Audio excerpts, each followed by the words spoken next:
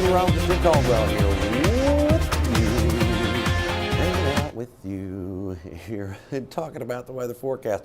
Listen, it's going to be tricky as we move through time, especially as we get into next week. I'll dwell on that a little bit more here in a minute, but currently we are looking at rain moving into Kentucky. I'll dig in on the long range stuff here in a second, just get you a little more prepared for what's happening out there right now. We sit in the mid 60s, close to 70 degrees in spots, but as this rain comes through, we will see it cool down. That's a front. That cold front's going to move through and it's going to knock our numbers down quite a bit.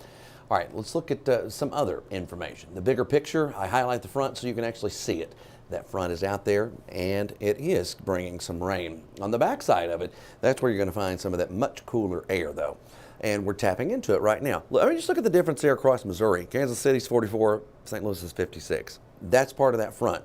And the same thing happening north of that as well. There you see the smoke forecast that we're looking at here. I've been watching some of the wildfires and forest fires across eastern portions of Kentucky and in Tennessee infiltrate to our skies with some of that smoke. Now, we move through time with our hour by hour. You can see that rain keeps going. And our temperature is a little cooler by, 4 o'clock rather than what we have out there now.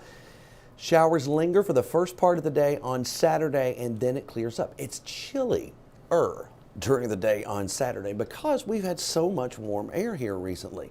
You're going to get down into the upper 40s, low 50s for highs. And Sunday starts off with some 20s, but we get right back on track during the daytime hours on Sunday. All right, here's an updated run on this model. And again, you can see the showers that roll into the area. They sweep in. On the back side of this is your extended hour by hour.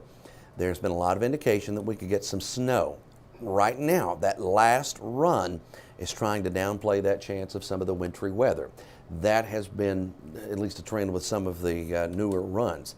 Now, do I buy into it completely? Not yet. Now, if the trend continues to kind of buck like that, we'll of course latch on to it. But right now, I still think flakes are possible because that colder shot of air is still diving in. Watch it come into play. We're getting like the southern tip of this. The core of it is just true Arctic cold that's going to be digging into the country and could very well impact us around here as well. Still on track to hover around freezing.